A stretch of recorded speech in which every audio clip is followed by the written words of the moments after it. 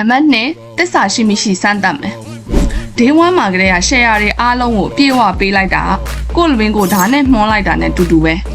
Silicon Valley မှာကျင့်သုံးတဲ့ဟာလေးတစ်ခုပြောပြမယ် Vesting လို့ခေါ်တယ် Facebook ကိုစပြီးတည်ထောင်တဲ့တငယ်ချင်း2ယောက်ဇက်လန်ကိုကြားဦးကြရမလားတယောက်ကအစောကြီးထွက်သွားပြီးတော့ company ရဲ့ share အပုံလိုက်ကိုလိုချင်ခဲ့တယ်ဒါပေမဲ့ Mark Zuckerberg က Silicon Valley ရဲ့ vesting ဆိုတဲ့နည်းလမ်းကိုသုံးခဲ့လို့ company ကိုကယ်တင်နိုင်ခဲ့တယ် vesting ဆိုတာဘာလဲဆိုတော့ तू က share တွေကိုပေါ့ချက်ချင်းမပေးဘဲနဲ့အချိန်ကာလတစ်ခုဥမာ4နှစ်ပဲဆိုပါစို့အဲ့ဒီအချိန်ကာလပေါ်မှာတဖြည်းဖြည်းချင်းနဲ့မှရပိုင်ခွင့်တွေကိုရလာအောင်လုပ်ထားတာပါ partner ကတစ်နှစ်မပြည့်ခင်ထွက်သွားတာလားဒါဆိုရင် तू share တစ်စောင်းမှမရဘူးတစ်နှစ်ပြည့်ရင်25ရာခိုင်နှုန်း4နှစ်လုံးပြည့်မှ100ရာခိုင်နှုန်းအပြည့်ရမှာဒါက loyalty သစ္စာတရားကိုအာမခံပေးထားတဲ့အရာတစ်ခုဖြစ်တယ် partnership တွေမှာသစ္စာတရားဆိုတာမျိုးကချစ်လို့ခင်လို့ဒါမျိုးနဲ့တိဆောက်လို့မရဘူး